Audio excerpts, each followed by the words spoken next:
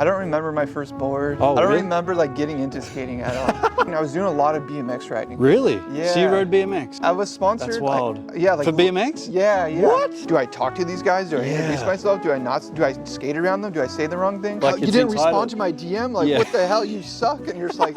G'day guys, welcome to Skate Mates, where we talk about skating with our mates. I'm here with the OG good mate, Zack Dowdy. How are you, brother? Good.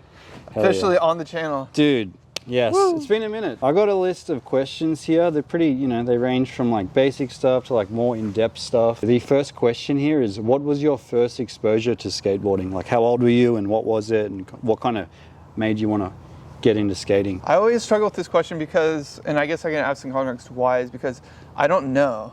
Like, I honestly don't know. Like, I don't remember my first board. Oh, I don't really? remember like getting into skating at all. And I think like a large part of that is because I was always around skateboarding. My dad skated. Okay. So that's Yeah. like the I guess the key part to that is that my dad skated and skateboarders were always around. So like I never thought of it as like the cool thing. I was like, oh, that's what my dad just thought it does. was the like, norm. whatever. Oh, you know what I mean? Like if your yeah. parents do something, you don't think it's like some cool like. Yeah. I wasn't one of those people that was like, oh, Tony Hawk's Pro Skater. Oh, what's skating? Oh, this is cool and edgy or whatever. You know. So I guess to answer your question is it was always around.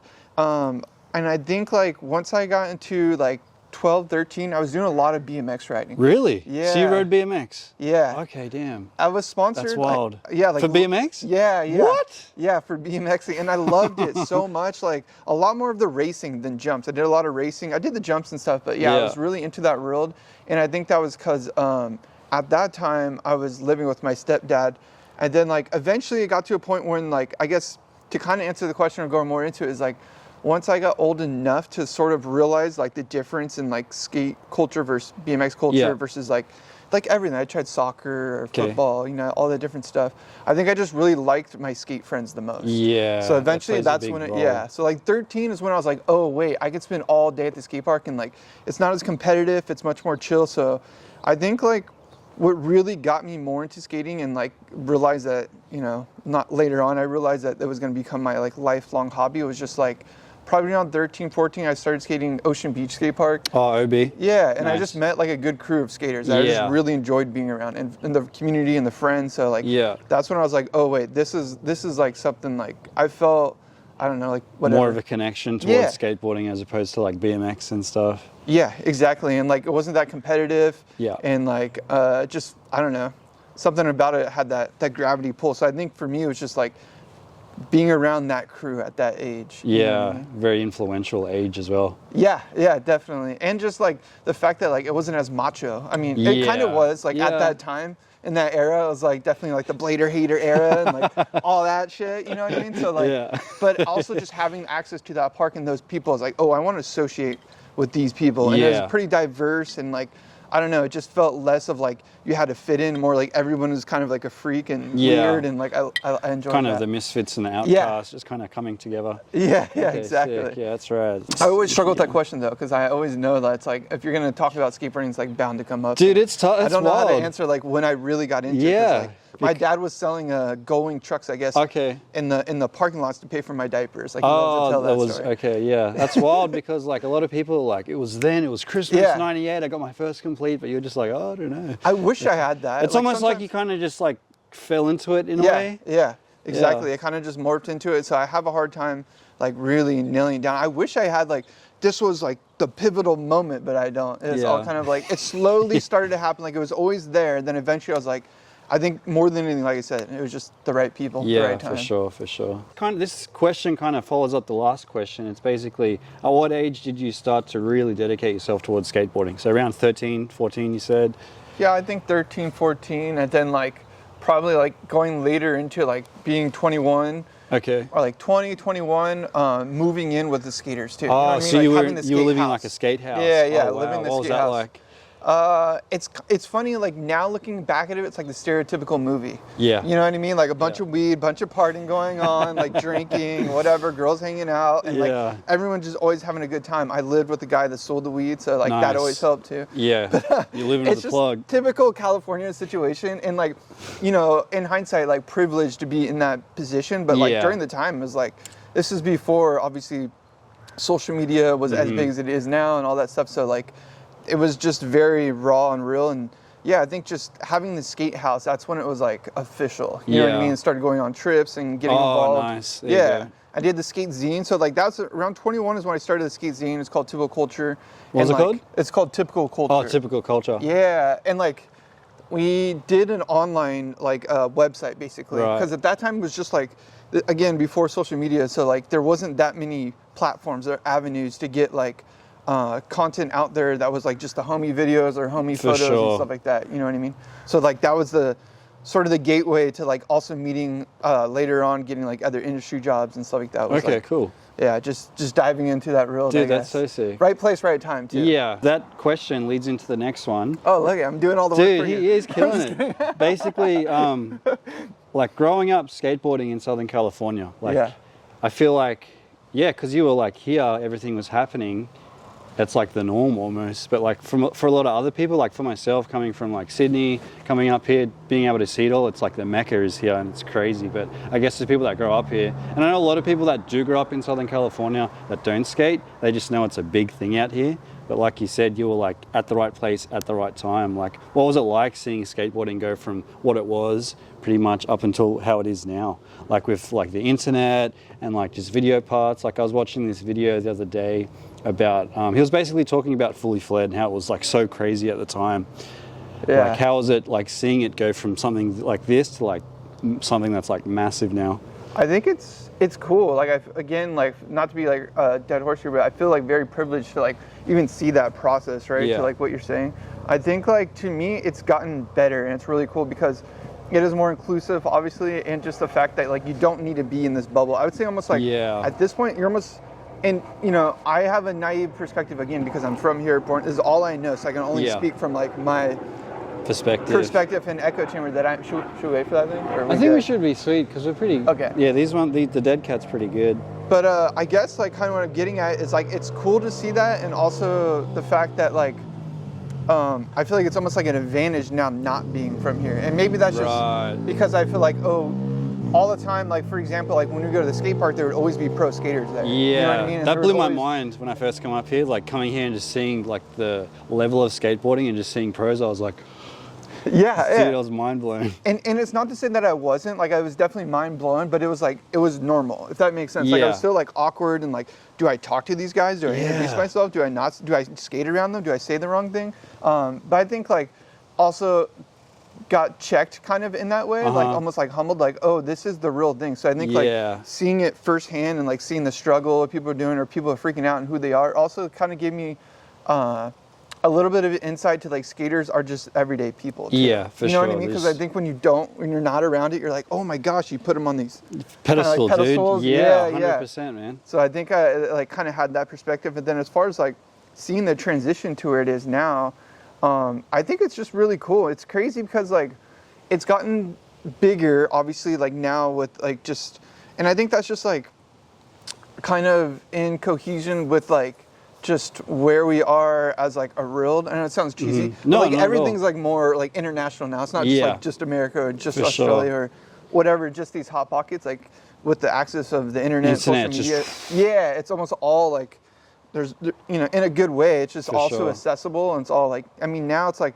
there used to be like the independent team from whatever country, the Canada team, or now it's just like one team. Everybody's on one team. Yeah, it's wild to see. And I like that. I think it makes it, again, more inclusive, and it gives everyone like kind of more equal opportunity to like do something on their skateboard, and it like, if anything, it opens up the echo chamber of like California skateboarders' perspective too. Sure. Yeah. You know what I mean? Because now it's not like, oh, you don't have to have money to come here and like try to survive on a couch. You can do it from your own. Yeah, you can do it from, I think I've seen an old, I mean, not old podcast, it was a few years ago, and Tony Hawk was talking about how you can be like, you can be in your own little hometown now and still succeed. You don't have to come all the way to California. I mean, would say it's an advantage at this point. Yeah, because you're kind of not from the... You don't see the same old shit. Yeah. You know what I mean? And I think that's part of like what people's appeal to is like Southern California and stuff. And again, this is my perspective because it's all I know, but it's like, I love seeing footage from like Europe or from just It's even different, like huh? China or like, Yeah. you know what I mean? Like I want to see that, or even the middle of America, you know, like the Midwest. Yeah, Midwest maybe. and stuff. I like to see that because it's like not the same old stuff. When you see a lot of video parts and you see the same part, and don't get me wrong, I understand there's etiquette to that. It's like, oh, this is a proving ground, like Hollywood High. Yeah, It's a proving ground. Like 100%. what you can do there, Yeah. it's cool because you know other very talented people has also hit it, so it's a way to It's judge. like center stage. Yeah, Yeah. and it's a way to judge their skating, like, oh, they can keep up with so-and-so and Yeah. whatever. So I think there's like a place for all of it now, and I think that's what's really cool. But at the same time, as someone that enjoys like a little bit of, I don't know, unconventional spot skating, like I Yeah. don't love just like, here's the perfect Machpa ledge. Like Yeah. that's cool, but I think I like that it's so broad now because you can see these people like, where is it in like Africa? They're building the skate park. Uganda. Yeah, dude, their park looks you know what I'm saying? crazy. And yeah. like these, it looks like they don't even know what they're doing, but to me, it's like so genuine and authentic. Yes, you they know what I have mean? like their own style and like Yeah. own bag of tricks, and Yeah. it's crazy to see. It's and, like, and then whoa. using Instagram, they can put that out there, Yes. and then you're like, oh wow, like it's so, it Yeah, feels more man. raw. So Definitely. I think just having like all the access to everything and how broad and how much skateboarding has grown, it's just created more creative opportunities. At the same time, it's like anything good doesn't last forever. So Yeah. like some people want to stick to certain things and be like kind of keep these little gatekeeping or whatever Gatekeeping it, certain yeah. things. And I think like now it's pretty hard to control that. you know Yeah, what I mean? it's like free enterprise at this point, I feel like, because it's just so out there. Yeah, and it's cool, you know, like, and I think there's an avenue for everyone. Like you can fall into the contest realm of enjoying skateboarding, Mm-hmm. Yeah. or you know It's what I mean? crazy. Like, There's so many different spectrums. of it. Yeah, there's like the Olympic boys, and then like, you know, the core street dudes, and then like, you know, the social media stuff. We'll get into that a bit later, but yeah, it's just crazy to see it go from what it was to what it is now. I mean, the Olympics definitely play a big role. And like I was like dumbfounded because like as soon as I left Sydney, all these skate parks started popping up in Sydney. Really? And I feel like they look at skateboarding Sean's gone, like we're it's a building real parks. thing. Yeah, dude, they're like, well, let's get it done. But I feel like the general public, they see it and they're like, oh, it's an Olympic sport now. Like I'm gonna put my, you know, get my kids on the board and get them started early, you know? I think there's that. And then there's also the governing bodies that want to participate in the Olympics and have that opportunity. Yeah, you know what I mean? true. To like maybe because I don't really know, but I would imagine like they're gonna allocate more of that like tax money to like For skate sure. parks. They're like, oh, yeah, we allocated want money that champion to go guy. towards. Yes, You know what I mean? exactly. Because then he's gonna bring tourism to here if we Yeah. get him like to be in the Olympics. To be the right? dude, So there's for a little sure. bit of like political involvement when it comes to that. Yeah, I think so, for Which- sure. which is which our- is rad because our it's more money advantage. going Yeah, into yeah. skateboarding, you know? Yeah, I'm not mad about it. More skate parks, cool. Yeah, let's go. For sure, for Put them in sure. the Olympics, and you don't have to watch it. Like we still Yeah. benefit from it. No, 100%, dude. Question 4 here is basically, I know you have a little bit of history in the industry, and it's basically industry jobs, skateboarding industry jobs, because you're a TM, Yeah. correct? Yeah. So how long were you doing that for?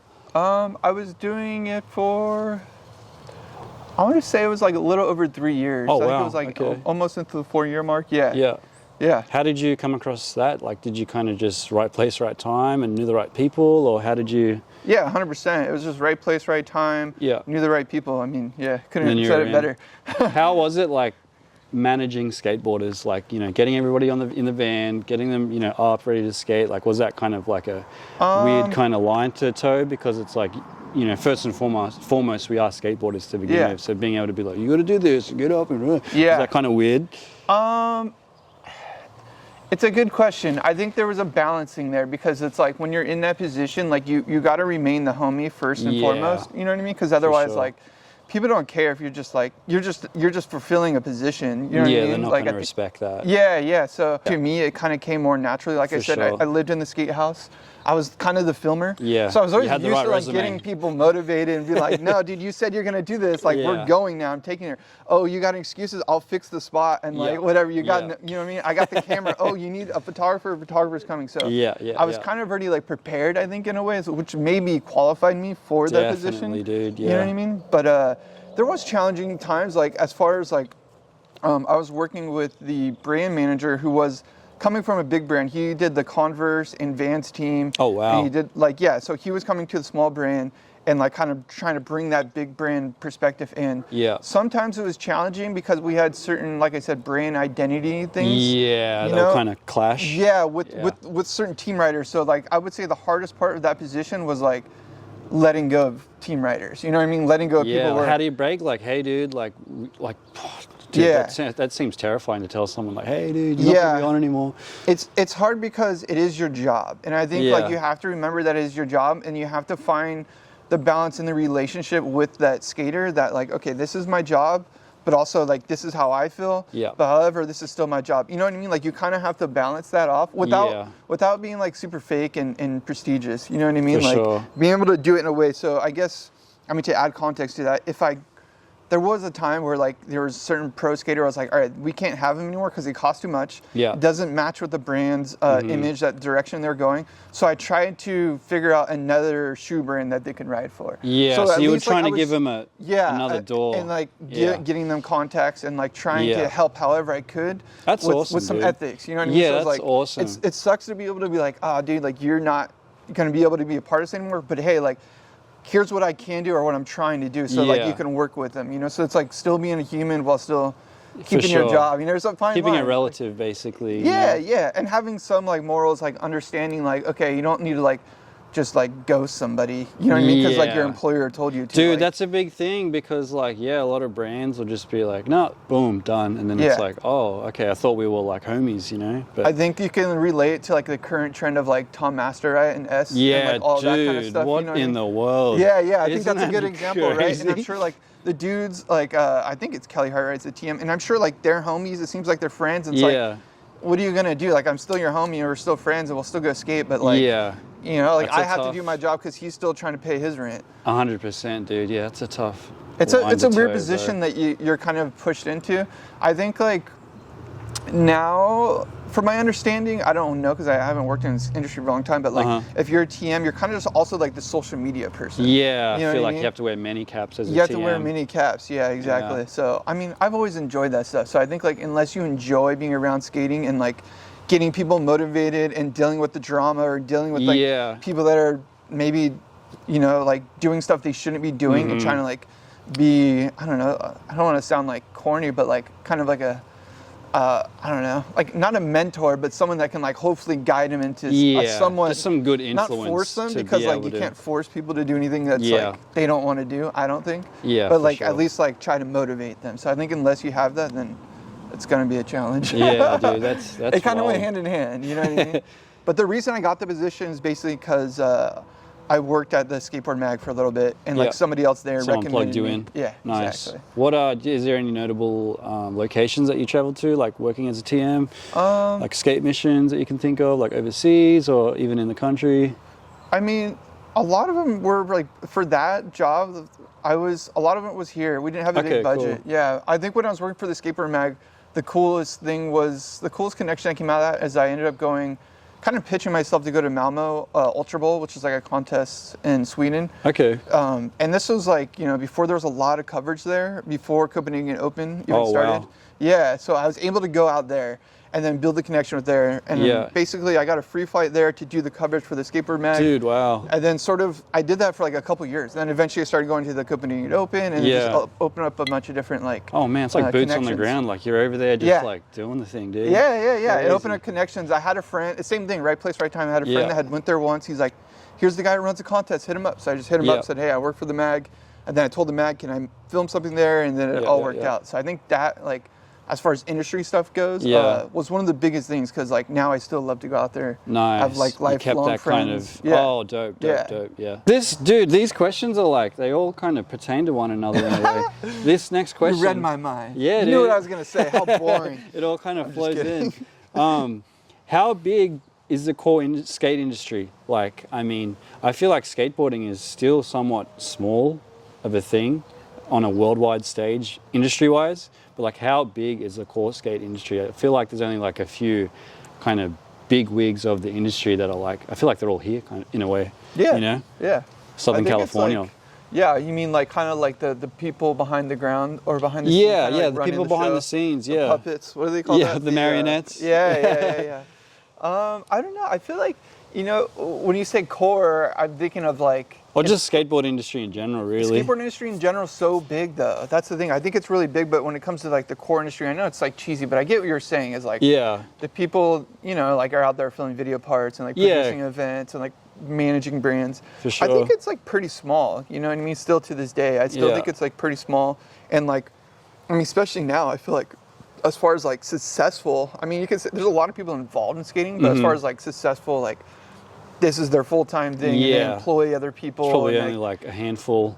I'd say a handful for sure. Yeah, definitely. Not that many. And there's rad ones and then there's really lame ones too. You know what I mean? Like there's a lot of politics to it. And that's the funny part about skating, you know, like a lot of times skaters just want to skate. Yeah. They don't want to deal with all the bullshit from behind the scenes. So I think that's why there is a lot of good I shouldn't say good, but there's a lot of strong gatekeeping as far as the industry goes. But then there's really cool people like Deluxe, Jim Thiebaud, I think is like one of my favorites, you know, as far as like an industry person. But yeah, I think it's still relatively small. There's a lot of kind of like big companies that are involved with it, but I wouldn't consider them like part of the core industry, if that makes sense. You know what I mean? Like they buy the brands, they let them do the thing, it's like the umbrella company that kind of... Yeah, exactly. And that's cool because we need those people too. I think like skate brands need the funding. For sure. And you need like, you know, take that corporate money because at the end of the day, like skateboarding is like, you know, it's a product. Like at the end of the day, like it goes back to like the TM thing, like the team of a skate company is just a marketing asset. You know what I mean? To sell the products. If they're not selling the products, you can't pay for the team. Yeah, so, it all has to trickle down. Yeah. I feel like it's pretty small, honestly. I don't know, maybe it'll grow. I feel like skateboarding is in a weird place right now. Like it's in a pretty, I don't want to be like pessimistic, kind of like a dark place right now. Because like I remember COVID happening, everybody was getting into skating. And everybody was like buying a bunch of stuff. And now COVID is finished and it's like, where are we at now? Like what is next? It makes me think like, what is skateboarding going to be like in the next 20 years? And it's hard to make a living in skateboarding. I think that's what it really comes down to, right? Like, how can you dedicate yourself to this? Because it's so different. Like, back in the early 2000s, like, skateboarders were being paid really well. Yeah. And then now it's kind of, you know? Yeah. I think, and it goes to the avenues, too. Like, if you're a contest skater and you're really consistent, you could probably, like, do something with that. Yeah, for sure. If you're more of, like, a skater who likes to just create content, you know? Then there's a whole different avenue. Then you have the skater who just wants to make video parts and just be the traditional type of skater. Yeah. I think those are the hardest positions and seats to fill, if that makes sense. It goes back to like the core thing. Yeah, I think those are like really, really hard seats to fill because it is so broad. So like there's pros and cons to it being so worldwide. Definitely, you know what I mean? There's like almost different like sections. Like what you were saying is like the traditional guys like go out and film clips on like a VX and like do things a certain way. Yeah. And then there's like the social media dudes and like the skate influencer type, you know. Which is kind of turning into a hybrid. I feel like that is cross hybriding now. Yeah. Which is good because like, hey, get your bag, dude. Like, 100%. You know what I mean? But I think it's really hard for people that don't want to do that. And I understand, like some people just want to skate and make a living. And I think it's really difficult. If you're just a really good skater and it's all you want to do, I think you're going to have to find yourself in the 1% club. For sure. Contest skating, Olympic boys. Yeah. Or just, I mean, like even the people that get like the front thrasher. Or like the top, you know what I mean? Like there's so many really good skaters now. We can go to the skate park right now. Yeah, 100%. There's so many dudes really ripping. It's like how many positions are there for those dudes that rip up the top? There can't be that many, you know? And then you got to balance it out with like, what is the marketplace like? How many people are buying those goods to keep those pro skaters in the position to where they can just skate? Yeah. I think it's hard because, it goes back to with COVID and stuff, like how many people are actually skating, man? It's crazy. Yeah. It's crazy. I don't know. Like it goes, maybe I think Tony Hawk killed it with the video game. Because he brought like a whole different like way of making a livelihood. Oh, like, you know in that sense, I like you don't have to be a skater to consume the skate goods. No, 100%. And then like all those skaters are getting paid, right? Like if you're a character in the game, I'm pretty sure you're set for a couple of years. Yeah, I heard on a podcast he made more money from the game than anything else in skating. Easy, and like we don't have that right now. Yeah, you know, more of those kind of avenues. I'm not that creative and genius, but like if there's some more of those avenues to get people paid to where they could just skate beyond just like board royalties or a salary based off a brand that's only making like $2 million a year. Or something, you know? It's tough, dude. Like, yeah. I mean, you see so many young rippers these days, and it's sick to see. I like seeing it, dude. Yeah, hell yeah. It's because they're so exposed. They're like yeah, dude. desensitized to it. I almost They're feel like a 900. Oh, easy. I got yeah, that. dude. I was saying to my missus the other day, I'm like, I kind of feel envious of like the young kids of this generation because they have all the info right at their fingertips. They can learn anything. They can see how people navigate and stuff. Back in the day, that information was like harder to come across, kind of thing. So you feel envious of them? Yeah, it's I kind of stupid, feel the dude. opposite. I almost feel the opposite a little bit. Really? Yeah, yeah. I almost like feel bad for them because like nothing's like as like everything's just so like easy and attainable and like they're almost like, I mean, in my perspective, it's just that like there's not as much purpose to it. You know what I mean? True. I don't know if that makes sense. No, it does make sense. Like for I get sure. what you're saying, like it's so easy to them, but that also is probably why like so many kids get really good and quit. Yeah, Because they it's just like, get bored maybe. They get bored or they Yeah. expect a lot. Like I've seen videos where they're just like, I deserve money. Yeah, and, like, I've seen those what videos the hell? too. Like, you know, you're like, dude, and it's like I get it, but at the same time, it's like how I think about things now is like, well, like what have you done? Like you can skate, you get clips and stuff, but like you don't own the company. Somebody else does. At You're the end of the basically repping for them. yeah, you know? and like, what are you doing for the community of skateboarding? Yeah. At the end of the day, and like, I think that's where like the people do strive sometimes. Is like the people that actually somehow get, you know, like I don't know, even get like a nonprofit going where like, you get what I'm saying? Like just doing more of it versus just like expecting something from skating. And I get it. If you're really good and you put in time, you want to get your recognition and all that. I think that kind of bleeds into with like how accessible. It goes back to like just what you're saying, you know, how easy everything All is. the info is right there. Like remember back in the day we had a magazine in Australia called Slam Magazine, and that's how I'd get my trick tips. There'd be a section, it'd be like, oh, this week is like or this month how to heel flip, how to, you know, how to crooked grind, and it was just in a magazine. And like now you can just go online or just whatever. Like you actually had to open it up, look at it, digest that, not just yeah. Or and it goes the other way too, kind of like just trying to get to my point is that like people will be like, oh, I slid into the pro skater's DM, he didn't hit me back. Yeah. It's like back in my day, it was like we saw a pro skater and we're like, oh, sick. Like, and I'm not saying you shouldn't be like, you know, trying to reach out to people, but I guess what I'm getting at is like I felt like we were more grateful coming from that era, where now like people are more entitled. I think. Yeah, and like I've heard old heads tell me like, yeah, the only way we learned tricks was some bloke at the park was doing the trick, and if you were cool, he'd tell you what's up, but if you weren't cool, he would just blow you off. Right. I'm like, damn, that's now crazy, it's dude. like you didn't respond to my DM. Like what the hell? You suck. And you're just like. Dude, like what? It's crazy. Like, that is a perspective shift for sure. You know what I mean? And I think you were just I don't know, whatever. Maybe that's a generational thing too. Maybe, yeah. You know, I just felt like there was more of a you're like more grateful to be a part of the skate community. It goes back to that kind of thing. You know, versus being like, I deserve mine. Like I'm so good at skating. It's like everyone's good. Everybody is good these days, especially out here. It's crazy. So it's like, you know. And then you see like you go to the park in the afternoon and there's a dude there in paint-stained dickies just come from painting the house and he's ripping the park and you're like... So it's like, you know, everybody is good. Everybody's good. Dude, it's It goes crazy. back to personality too, you know, like some people you're like, oh, like that dude's really cool. And that's why it's like, that's what I do like about skating at the worldwide stage. It's like, you have the contest, but there's also like, oh, this person's just a rad person on or off the board. Like, I don't care. Like the personality, the character. You gotta be good at the skateboarding, but like also like if you're a dick and you're mean to kids and you just kind of suck as a human being, then like no one's gonna want to mess with you.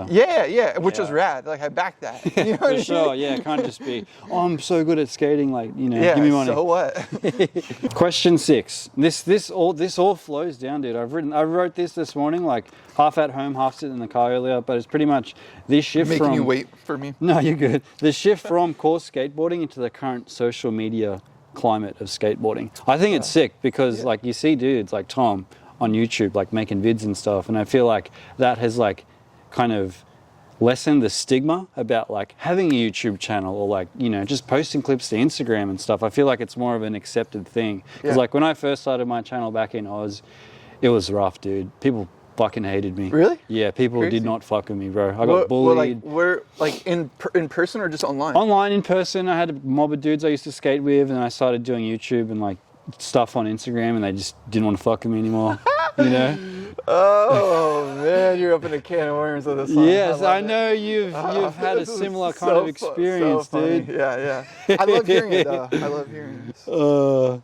But like from then till now, I feel like it's more of a normal thing, and like I really dig those videos where it's like, oh, following such and such for the day, because you get to see that behind the scenes personality character that is the skateboarder, not just the dude on the board, you know what I mean? Yeah. So it's cool to see that, but a lot of old heads don't like it, man. So like, you know, people get upset at it and just like, oh, you know, like, this is whack, like, you're whack, blah, blah, blah. Like, yeah, and it's like, I mean, when it comes to that shit too, it's like, dude, you're consuming it. You can yeah, just, no, like, you're still literally click watching away. it. Like, Yeah, you're commenting. You don't like it, go do something with your life that you do like. But you know how that works. Like, people love drama. People love to hate as well. Yeah, and people love to watch something and just like get fueled up, like, oh, they want to like punch the screen. Yeah, spite. They load up on spite for sure. I think it goes, like, the core problem or the core issue with that, I think it goes down to like skaters not wanting to be sellouts. Oh, like self-promoting?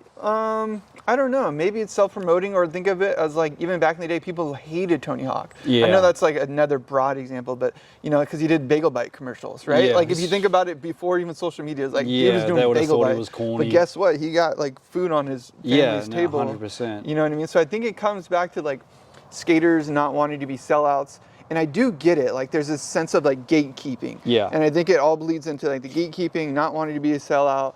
And all that stuff. I mean, ever since like Nike SB came into the picture, I think it's like, dude, all bets are off, homie. Yeah. Like you got Nike SB. No, 100%. Skateboarding now. Yeah, It's like, Nike's had this is corny that I'm taking YouTube money, but like you're wearing Nike SB, homie. Like, what are you talking about? And I feel like, because like Nike's had its hand in so many different pies. They were making snowboard boots for a while, and they realized there wasn't that much money, so they stopped. But I feel like they've stuck with like the skateboarding side. Yeah. And I would like to think that they're paying their skateboarders pretty well if you're on Nike. You know? 100%. Exactly. Again, get your bag, whatever you get to do what you love, play with the wood toy all the time. Yep. You know what I mean? For sure. I think like a lot of that hate and stigma comes from like people's preconceived notions of like what a YouTuber or content creator is, TikToker, whatever, you know what I mean? And a lot of times you don't know, like I've seen people, and I've been that person on the other side, so I try to be like, have some perspective. Like I've been that person, remember when like early on YouTube and seeing people like John Hill or like what was the Revive, right? Andy Schrock. And like those people, I was like, this is so corny, like what the hell? But it was because of the way that they were presenting it. Yes. And you know what I mean? It's like the way that they were, and I think they were doing it for a different audience than skateboarders. 100%. So then there was like this thought that like, oh, you do YouTube, you just fall into those dudes category. And I'm not talking shit about John Hill. Yeah, I think he's sick, but I'm just like saying like as an example. That's just the example. Yeah, no, I feel you there for sure. Or all these people, and like, and you go, and I talked to him too, or other people where I thought they're so corny, and then I talked to them like, these dudes are really sick. Yeah. And like they're almost churning on that character. Yes. For the camera. You know what I mean? 100%. And I think like even my Christian does that too sometimes. I'm like, dude, I love him, but he like churns on this character for the. So I guess when it comes down to the stigma, I think it's less of what it was, because people will feel more vulnerable now, and being more vulnerable, they're just being authentic to themselves. Yeah. And then it's like, hey, dude, if you don't like me, it's all good because I'm just being me. There's an influencer for everybody to watch. You know what I mean?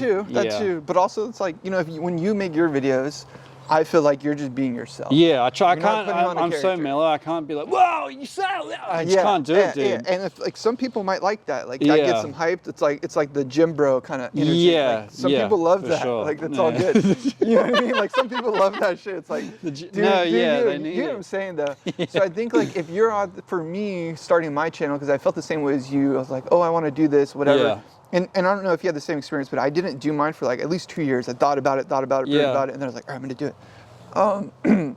I try to just be real and like authentic with it. And I was like, if people don't like this, and they probably just don't like who I am, in that case, like that's all good. That's all good too. Yeah, it's all good too. Like I'm willing to take the feedback, and like sometimes hate is good because it also gives you perspective, gets you out of your own like way of thinking of things. For sure, different perspective. Yeah, but at the same time, it's like, dude, if you're just real and authentic and like you're happy with what you put out there, then like cool. I feel like that's how it should be. First, like if you're making content, making videos, it should just be what you like and what you're happy with to create. Yeah. Instead of trying to be like, you know, somebody else. Yeah, that and like chasing the number game is hard not to do. It's hard, dude. You know what I mean? Because it's like if you're gonna make something, it's like anything. If you go to a job, you want it to be successful and stuff. Exactly. So it's like there's always a fine balance with that shit, but you don't want to fall into like, oh, here's the corner people do what they did. It's like you can find your own lane. For you know what I mean? And I think a lot of times like with skating now, a lot of people are realizing that. At least I've seen that. Like authenticity. And like there's certain accounts where they're just like dudes in their mid-30s just going out and like skating and just like, here I am skating my thing, and it's like people like to see it because it's like relatable, dude. Relatable. Exactly, other people can see it, and it's like cool. Like I don't know, just being real, and also like goes back to the first thing I was saying is just like let skaters get their bag. You know, if they can get some money from Google, 100%, like who dude, cares? You know what I mean? Yeah. Or like even like I've done ads with like different brands outside of company, and like I've seen people like, oh, that's so whack. You're promoting like Magic Mind or whatever the different thing is. It's like, dude, like they pay me to make this thing, and I get to go build some spots with the money they gave me, and I get to go ride my wood toy somewhere. Like, I'm not promoting the devil over here. Like, you know what I mean? I feel like people get triggered about how people make money sometimes. Yeah. They're just like... And I think there's a balance, you know what I mean? Like if you're promoting something that's super unethical and like makes people poor and houseless, and then that's whack. But like if you're not, and you're just supporting some company that just like happens to make some product, that's like, why I don't not? know, pick your poison a little bit. You know what I mean? Because at the end of the day, like everyone's still got bills to pay, you know? Question number 7. When did you start building DIY spots, and what was the motivation towards that aspect of skateboarding? I think like the first, it kind of comes from like just like skating Washington Street a lot. Okay. Yeah, you San know, Diego. it's a DIY skate park here in San Diego. My dad took me there like a long time ago. Oh, so it's been there for a minute. Yeah, long. Oh, I think it's on 30 years maybe. Okay. Possibly. Yeah. But I remember going there and like everyone was like building shit and like you couldn't skate. I remember like moving some rocks. Like you can't skate, but you can move some rocks. I was like, kind of sick, you know? Like I don't know, something about that. And then, you know, I think it kind of goes back into like the YouTube thing, honestly. Like I wanted to make a channel, but I didn't want, like I'm not the best skater, you know what I mean? I was like, oh, it would be cool to like make some content. I love making videos and filming, so I was always looking for that. So it's a combination of things. I was always looking for that too. Like, how do you do this? How do you there was none of that information, at least at the time. It was back then, it was wild because there wasn't many videos on like how to do like DIY skate stuff. Not at all. There was really none. Like you kind of had to look up like alternative ways to find the skate, you know what I mean? Like I don't know if you felt that way, like almost like how to make a backyard swimming pool, and then that's how you figure out how to make the transitions, you know. But it has nothing to do with skateboarding. So I think it was like out of necessity, and the way like I wanted to find that content didn't exist. So for sure, that's kind of why I started making the content. But going back to like just doing it in general, a big inspiration for me was Washington Street, and my friend Truman Hooker. He would always like fix up spots or give him like a little bag of concrete here and there. And, you know, being in Southern California, all the skate spots are pretty blown out. So, like, if you could find something to add a little bit of concrete or some makeshift to, it just made for a little more of a special video clip or a photo. So, like, that was, like, the main core motivation was, like, just to have something new and fresh. Exactly. Not blown out. And then when it came to YouTube, it was like, all right, what kind of content can I make? That's not available. I'm looking for it. It started with, like, the rub brick. You know what I mean? Like, simple, like, how do I get a curve going? I think that was, like, one of the first videos. And then it just bled into other things. And at the same time, it kind of maybe goes back to the stigma. Is like on Instagram, people were talking about it. I don't know if you noticed that, but like there was skate DIY stuff on Instagram, a lot of it. But it was almost like a secret. Like they didn't want to let you know about. They didn't want to reveal how they did it, or literally down. I remember asking a specific person who's pretty well known with the DIY stuff. It's like, hey, how do you do this? And they're like, I don't think I should be giving you that tech. Oh, and like I remember like when they said that, I was like, oh, that's more ammunition. I use that as inspiration. I was like, oh, sick. There's like, something there. Now there's something there. Yeah, gotta chip away at it a bit more. Exactly. Yeah, that's exactly it. There's something there. And then it just like some of those work, and I was like, okay, let's just like lean into this a little more. Now it's like I do a little bit of hybrid of both, but I still feel like that's what like people expect, you know? Yeah. And it's been fun. Like I started that little DIY series skate park over here. Dude, that's crazy. Which is like only a couple blocks away from me, and just started chipping away at it. Now it's like people go there and skate. Like there was like that dude, a little kid, Trade the Tank, and Ryan DeCenzo, and other people were there recently. Wow, dude. It was like so random, but it's sick to see that, you know. You built that spot, man. Yeah, it's a good feeling. And it goes back to like the sense of like the original why I got into skating is like sense of community. Yeah, and for people. sure. You know what I mean? Definitely. I think like the DIY community and people are, I don't know, just. To me, it seemed like, I don't know, the type of people I like to be around. They're just like, hey, they kind of like, we were just talking about my house. Like, all right, we need to do this. Like, instead of just calling somebody up, like, we're just gonna like figure out how DIY, to do it. Dude. Yeah, exactly. for sure. I've always been about that way too. Like, just like, how do I do this myself? So I don't have with to, the screen printing. Yeah, right? 100%, Same kind dude. of thing. Yeah, I've just been learning, and it's frustrating, but like, it all kind of, adds up. I was talking about it with that dude Garrett too, because like he does a lot of his own stuff, or like welding. I think he was doing welding a lot. Oh, yeah. Right, and then it's the same thing. It's like, dude, it's about the experience. Like, I don't know what I'm doing half the time, and I try to like make that clear in the narrative of the videos too. It's like, I really don't know what I'm doing, but like, having a crack kind at of it. come with me on the journey of getting mad and getting angry and getting somewhere with this thing, you know, getting happy, whatever. Yeah, and I'm sure like you'll see in the comments, people are like, that's so sick. Like I'm gonna go out this weekend. There's a spot we're gonna throw some concrete down. Yeah, dude, it's so sick just to like spread the stoke and like just to have more things to skate as well, like fresh spots to go skate, get a clip on. Like you were saying, like a lot of spots here are blown out. You've seen them 100 times on Instagram before. It's like, and then you see a new spot and you're like, whenever there's a new spot, like that pond, everyone's like, oh my God, like the crazy spot. Yeah, dude. And I get it, and it's because there's a lot of skaters here. But what you just said like really rings true. When you see a comment or somebody hits you up like, hey, we built this DIY skate park or whatever, it's like sick. Like, you know what I mean? You're it goes back to even like the Uganda thing. Like, they're doing, you know, they're like just doing it, dude. It's spreading worldwide. And also like, you know, we live in like a crazy time. There's just like crazy hostility all over the world. If you can like spark some like positivity, community positivity, people just like getting out there and doing it regardless of whatever the law says you should or shouldn't do, like as long as it's something good is happening out of it, you know what I mean? People are coming together for the better good, and it's like dope. Yeah, it's kind of a great area with DIY. I remember your recent video you posted, you're like, what were you talking about? You're like, I'm not posting this spot anymore. I deleted some. Yeah, I noticed that. And that was a sick video too, and I was like, damn, but I totally understand why, you know? Because it is a great area building you're DIY incriminating sports. yourself 100%. Yeah. I mean, I just did it, like I posted videos today, and like definitely incriminating myself. Here I am building this kicker on city property. It's not my property. But at the end of the day, like you got to think of like, what's the damage you're doing? Like what's the good versus the bad? And like weighing it out, sometimes it's like, there's way worse things to consider about than some like, DIY obstacles. How I look at it is like, I'm probably looking at it from a biased standpoint, because like growing up writing graffiti, it was all city property. And then now like building DIY stuff, it's like all city property. I'm like, I'm not going to go in someone's front yard. No, like, exactly. There's definitely, there's definitely a fine line. Yeah. And finding like, you know, areas that are like the gray area, like, okay, this is a dead end road. Nobody's going to stick their head down there. You know, get some kids, maybe get on their bikes and go jump the ramp on their bikes too. Like, cool. Like, whatever, you know? I think, and it's funny because you'll see the comments too. I don't know if you see them, but like sometimes people hate, dude. People get so triggered by it sometimes. Yeah. And they'll be like, you could just go to the skate park, and they're not wrong. You could just go to the skate park. It's just, you get a different feeling of like, making something and then writing it. 100%, dude.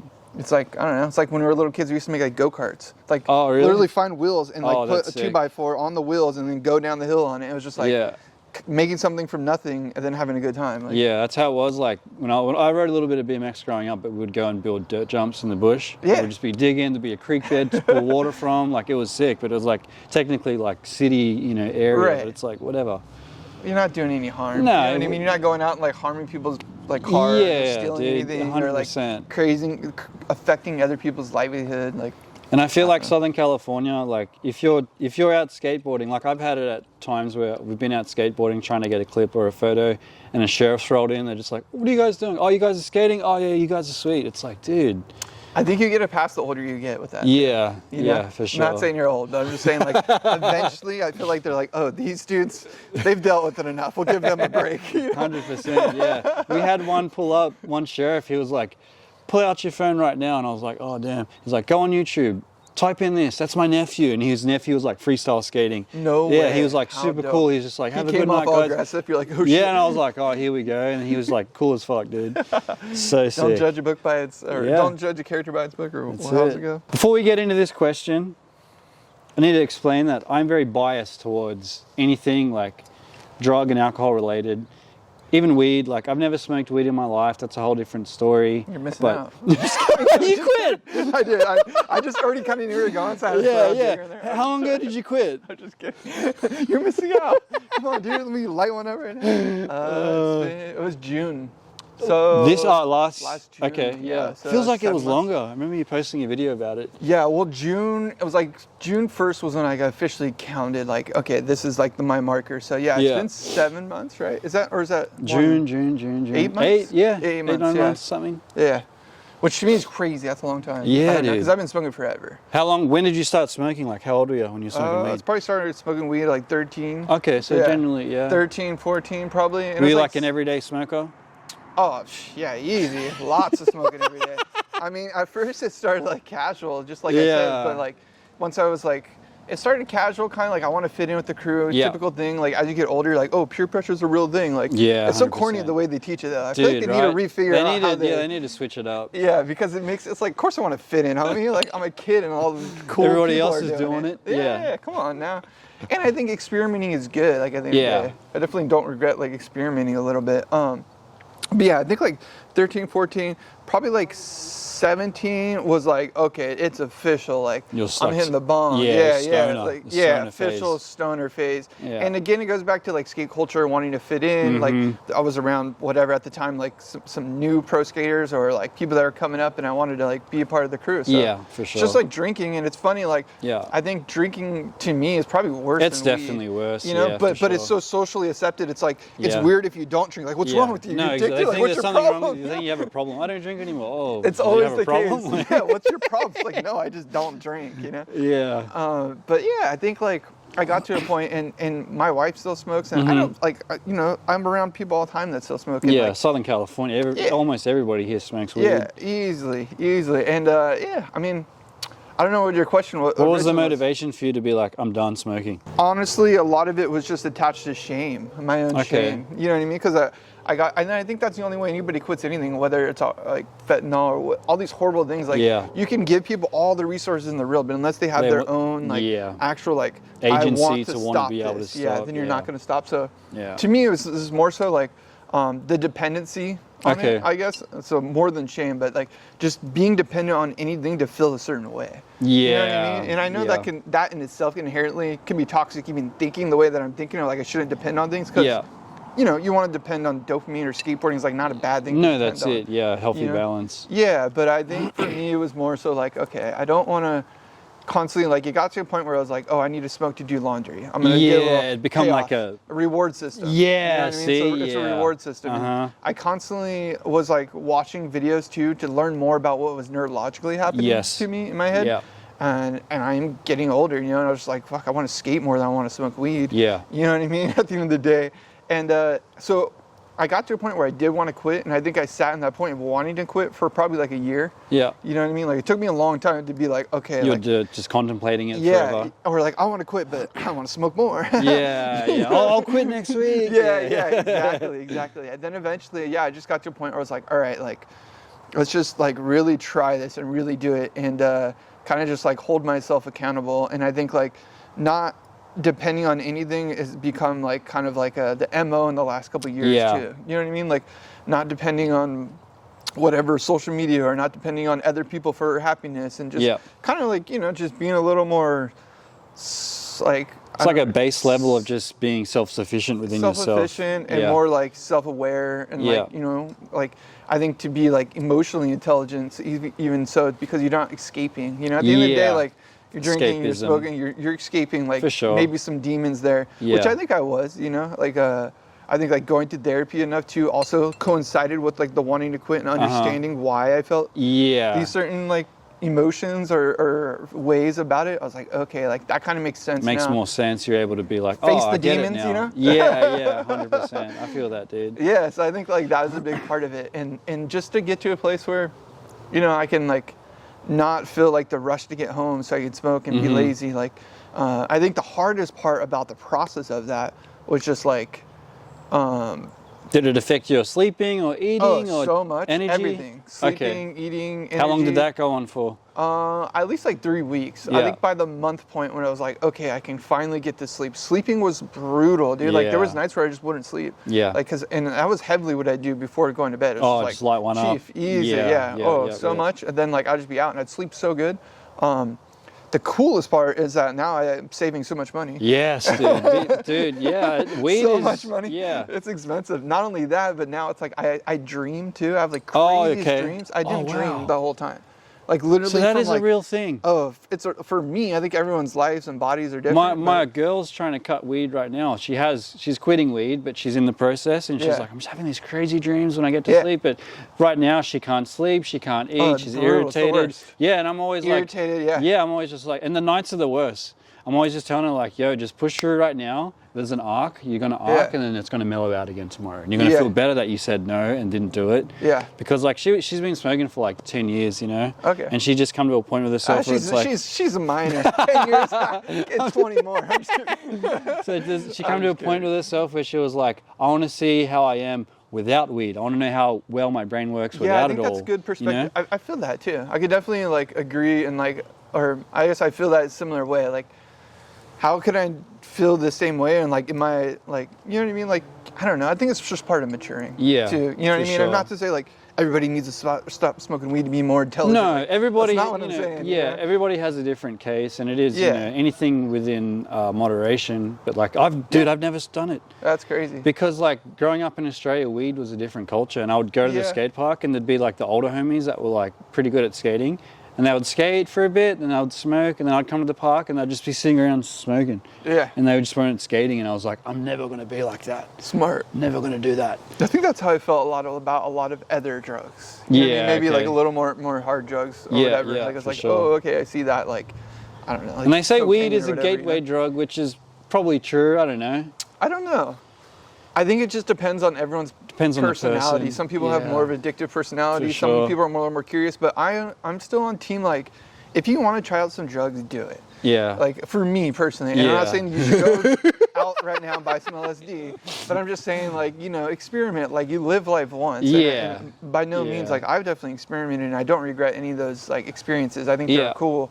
But I think I also have a personality that tends to be a little bit extreme. If that makes sense. Like if I do something, I really want to dig into it. You know, I think skaters naturally kind of have that a little bit. For sure. So like that can work against me in those environments. Yeah, because it could you know what I mean? suck you in and you're just like non-stop. So I think, and I also think like, there's also like the stigma like, oh, if you're doing drugs and you're just trying to escape or this, that. I think there's a lot of truth in that, but I also think some people just want to experiment. Just because life's crazy and it's like, let's just see what's on the other side of the corner sometimes. Yeah. And like we can come back, you know? I don't know. The human experience, dude. Everyone's just, you know. Yeah. And I think, ultimately I feel healthier. So I think, okay, cool. You know what I mean? And I feel like you mentioned something about like irritation. I feel like that was my coping mechanism. When I get when you get a bit stressed, just light one up. Easy. And I think now stress is so much easier to cope with that I don't smoke. You can regulate it a bit more. There's a bin, like you mentioned, like this bin thing. Like now it's way easier to regulate. Or like someone like does something that would like legit piss anybody off. I'll just be like, I can kind of like laugh at it now. Versus before I was like pissed off, go smoke, then I could chill. It's like now I can kind of self-regulate that a little bit better. I've been reading this book and it talks about habits and there's like a cue, craving and reward, like you were talking about the reward system and the dopamine. It's so real. So like whenever there's a cue for something, I'm like, oh, this is that marker in my head going off, and like I can like fall straight into it, or I can be like, oh, hang on a minute, you know? Yeah, and dive into it. I think like that's what you got to learn how to like really identify like, why am I feeling this way, and kind of question your own like emotions a little bit. For sure. You know what I mean? Which is hard to do. It's easier to just be like, oh, fuck that.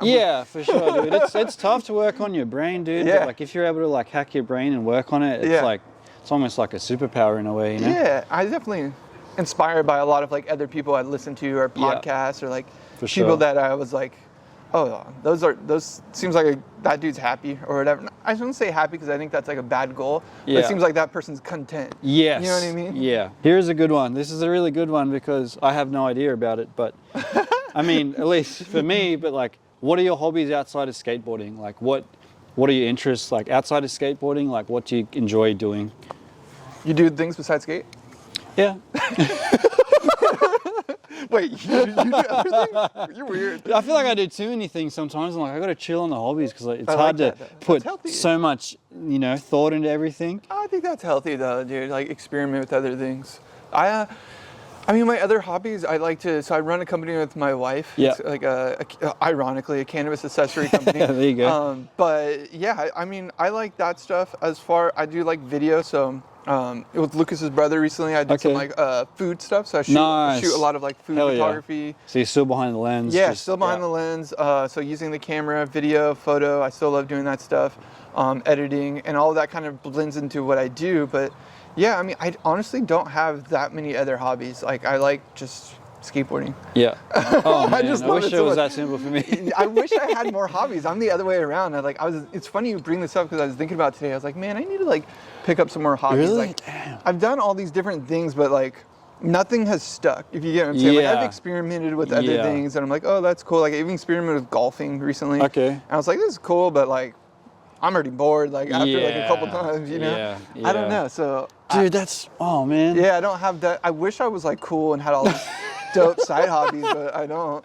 I feel like I have too many, dude. And like living in Southern California, like the weather's good, like it's just so accessible. Yeah. Whereas back home, I was like, I can go skate and I can just, it's raining, so I'm just gonna chill at home. But like, I Yeah. feel like I want to be able to just be like, have a tier list basically. Like, okay, here are my main hobbies. These ones are just sub. And it's like, if I What's like, the top 3 hobbies? probably definitely skateboarding, art, and then like maybe just like riding dirt bikes, for sure. I used to love riding dirt bikes. Yeah. Yeah. I need to get out there again sometime. Dude, it's fun and we live in the right place for it. I feel that's why I'm like, oh, but then it's like I want to be good at everything and you can't. Yeah. You have to really pick and choose what you want to be No, good you at. need to be the best at everything, Sean. And then you end No, up I getting feel hurt. that. It's like, yeah, it's crazy. Yeah, you don't want to get hurt. That's how I feel too. I'm like, I want to do other things, but I don't. I only want to get hurt on my skateboard. Yeah, okay. That's so Same with funny. snowboarding. So yeah, it's another hobby, snowboarding. It's Snowboarding, like yeah. we're gonna go snowboard tomorrow, and I'm like, oh, should I skate today? Should I take it easy? Like I don't want Are you to. gonna go Big Bear? I'm gonna go mountain high. We just Oh, got a nice. bunch of snow. So Did you? yeah. What? I was up there not too long ago. There was like Oh, no it's dry. snow. Yeah, it's Yeah. been a It's bad like a- winter, dude. It's Oh, been no. terrible, bro. Yeah, but we got a little dump, so hopefully it sticks around for a week or so. I need to get up there. So I do like snowboarding. I like all that kind of stuff. Yeah. There's nothing that I'm like really consistent about it too. And I also think the other part is like I don't have homies that snowboard that much. Yeah, it's You tough. know what I mean? Or yeah. those other things, but it doesn't mean you can't just go do them yourself. Like, No, it's yeah, just an 100%. excuse. Do you have siblings? Did you? Yeah, I got so I have 2 sisters and a brother. Okay. Yeah. Yeah. But he lives in Canada, then one lives in Northern California, then my Uh-huh. other sister lives here. Okay, yeah, it's kind of, yeah, for me growing up, I was the only child, so like I'd always be doing stuff by myself. Nice, So it's yeah. natural for me to be like, I'm gonna go ride. Like I've gone on snowboard trips, drive 4 hours to the mountain, ride a few days by myself, dude. It's so weird. I but like it's that. cool. You Yeah, know? yeah. I think that's good for you though, to like kind of keep yourself busy a little bit. Yeah, It's like, for sure. I mean, I think the more responsibilities you have, the harder and more difficult it becomes to have those Yeah. hobbies. You know what I mean? So I can like think of a 100%. million excuses why I don't have other hobbies. Yeah, but it's just an excuse. Like there's definitely if it's like anything, if you want to do it, you make the time to do it. yeah, no, 100%. Yeah, I want to go snowboarding. I honestly been thinking about that a lot. It's just like we don't. Yeah, it's a bad been season. yeah. You're missing out on much right now. Yeah, it sucks. I'm glad I didn't get the icon pass. Oh dude. yeah, you do. Yeah, your Been money would have been bummed. blown, dude. Yeah, we got hopefully- mountain high passes, season passes, but we're like, damn, we need to go at least 6 times to Yeah. make our money worth, Yeah. even though it sucks. Yeah, yep. That's cool though. You don't have to pay when you go up there. It's crazy. Yeah, it's chill. This is an open-ended question, honestly, and we kind of brushed over it earlier, but it's like predicting the future of skateboarding. Like, it's so hard because Doomed. skateboarding isn't. It's done for.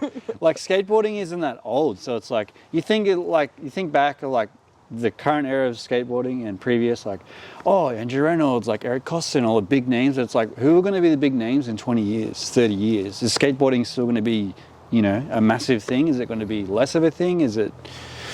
I mean, it's a really good question. Like, I'm definitely not a fortune teller by any means, but I do think, just like many things, it really comes down to like certain like industry people at the end of the day, like to like, I don't know how do you say that, to like redevelop the hype and like to, I don't know, like how do you reinvent Keeping the flame skateboarding in lit. a way too? Yeah. You know what I mean? Like there needs to be like a resurgence and like a reinventing of skating. But like, I guess to answer your question, you got to think about it like how much further on a difficulty level can skateboarding get to? It just seems like everyone's just getting better and better and better. The Yeah. tricks are just becoming crazier. Yeah, but like how much crazier can it get? Like you're gonna add on 10 more stairs to the rail? Like Yeah. is that entertaining? Like from a consumer standpoint, you know what I mean?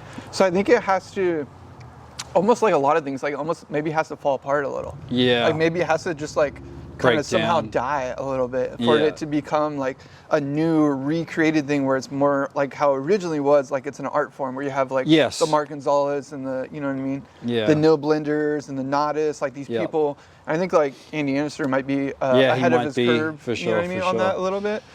So I think it comes down to skaters and the industry and just like how people consume it, you know what I mean, at the end of the day. But I don't know. As far as like predicting the future, it's pretty difficult. I think It's tough right now, especially like the times that have passed. It's like, damn, yeah, how do we, you know? and people can't make a decent living to like really like Yeah, be do it in all it the 100%. time. You know what I mean? Yeah. But I then again, I think about people like Tony Hawk, right? He was like one of Yeah. the first, Oh, not he- the first generation, but like second generation of Yeah. like big skateboarding, and he's For like sure. still out here crushing Ripping it, it. killing it. Yeah. So I think it has a lot to do with like, I don't know, like the something changing about it just being, and people are probably gonna like this answer, but I think it's gonna have to change,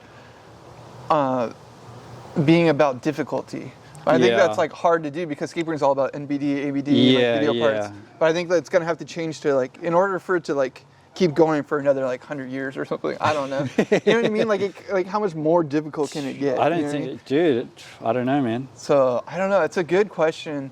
I think my philosophy on that is just, or if I ever have to guess what would happen, is it's just like it's gonna have to die a little bit for it Yeah. to get into a place of being like almost like less of a mainstream thing. Yeah, And kind then- of going back to where it was Yeah. just kind of underground. Yeah, and then maybe it can like recreate itself. I don't know Yeah. what that looks like. Yeah, it's crazy to think about, man. Yeah, it is crazy to think about. I don't know. Like, I mean, obviously I won't be around for that, but it would be interesting, like for sure, like, you know, even 50 years from now, like what do kids like, what do they look at for inspiration? Yeah. Do they even care who like, Yeah, you know maybe what I they mean, Mark won't Johnson care. is? Or, Yeah. like, do they even care like who they might not. Like, you were already getting to that point where I don't think kids care that much about No. like the people that invented all the tricks that are still around doing them, even though they Yeah. invented them. You know what I Yeah. mean? I don't think there's too much care for that. So I think like that's where gatekeeping may be a good thing Yeah. to kind of like make sure people do care and do like pay attention to it. I don't know, dude. It's a good question. I'd be curious what other people Yeah, have to say because to like that. I look at it like there's going to be like the traditionalists that are going to be like, yo, this is where skateboarding come from, you know, this and that, pool skating, Dogtown and Z-Boys, and it's this and it's that, and like Rodney Mullen and blah, blah, blah. I feel like that's always going to be like a traditional thing, but I don't know how prevalent it's going to be in the future because of TikTok, Instagram, YouTube, you know what I mean? Yeah. It's like, And we're getting to that weird area where like skaters kind of like, I don't know if it's weird. I don't think it's bad. I think it's just a different area. I should say weird, where they're like, there's almost like celebrity status. yeah. You know what I mean? Like, Yeah. that makes sense. So, and maybe that's a good thing for the sake of skate. Like, even like you got Lil Wayne or Yeah. or like Justin Bieber out there like skating, and I think that's good for the like the skateboarding as a culture. People Kind might of not like broadens it, the, you know, but maybe that's part of it too. Is like skaters get acting jobs in movies just because they're Yeah. a skater or something. I don't yeah, know. that like, would be sick. they have to be multi-talented. You still got to be a good actor. But you know what I'm Yeah. saying? Like, I don't know Jason if that Lee like and- bleeds into it a little bit. Like, I don't know, like musicians who are also artists or Yeah. whatever. So it's like you don't just do this one thing. And I You're think like a that's generalist yeah, kind of thing. Yeah, or like you're multi-facet, if that makes sense. Yeah. I don't know. Like there's skaters that are models now or whatever. Yeah, You know yeah, what I it's mean? another big one. Yeah, and I think like that maybe be more of the future of skating. So it's like they're not just a skater, but they're kind of like Yeah. on a mainstream. If it doesn't go die, then it's going to be more of like a mainstream stage. sure, If that yeah. makes sense. So the talent again is going to matter even less. And it's going to be more about like the broad spectrum of like what do they bring. Yeah, personality-wise, character-wise, Yeah. entertainment-wise. Yeah, for sure, for yeah. sure. I mean, It's a tough one, dude. it's a dark question. It's a hard one. Yeah, I'm still thinking about it now, dude. It's a dark question. I'm just sitting there thinking to myself, where are we going to be in the future? Yeah, man. Hoverboards, dude. Hopefully we get hoverboards. Yeah, but then like, is it even skating? I don't know how much more like the skateboard itself Yeah. can advance. You know what I mean? Like it advanced so fast. Yeah. You know, went from like this like little like plexiglass. Plank of wood. Yeah, to like the Plexiglass, wood, the to clay like wheels, urethane wheels. right. Yeah. All that happened so fast, and I think it's like pretty cool. Like at the end of the day, when I think of skating, it's like it's still a wood toy. Yeah. You know what I mean? I'm like conflicted when people say like it's a wooden toy. Like it makes me kind Yeah. of like Feel a angry. certain way? Yeah. Yeah. I don't know why. Yeah, I get it. It's just like maybe it's dismissive, like to the. I think so. I culture. feel like it's dismissive to like my passion. Yeah. And what I'm like, you know. But like, I mean, Just I think sounds stupid, no, it dude. makes sense. I think like when I say it, it kind of like I always say it as a way to like Make it laugh sound like at a hacky sack. Yeah, and to laugh at myself. Like I'm gonna Yeah. dedicate my lifetime to this wood toy. It's what I'm doing. So I'm like dismissing my own Yeah. bullshit. Yeah. You know what I mean? But at the end of the day, it's like it is serious, but like it. For me, skateboarding is still an escape. Yeah. You know what I mean? Like I'm not like, oh, this is like the most important thing in life. There's way bigger Yeah, concerns for sure. in the world than riding on my skateboard. But I think that's why I reference it as a wood toy a lot of times because I'm like, I'm happy to be out here sitting on my fucking rant with you talking. Yeah, about it, dude. you know what I mean?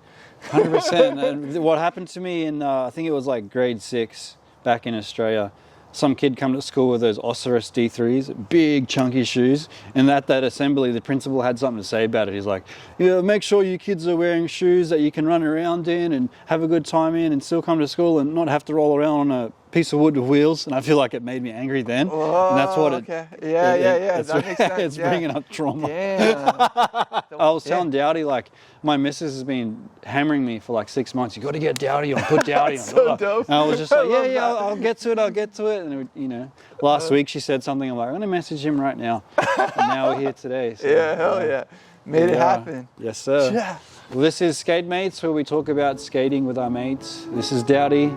I'll leave a link in the description to all his stuff, but I'm pretty sure you probably already know about him. But yeah, catch you guys in the next episode. Sick, dude.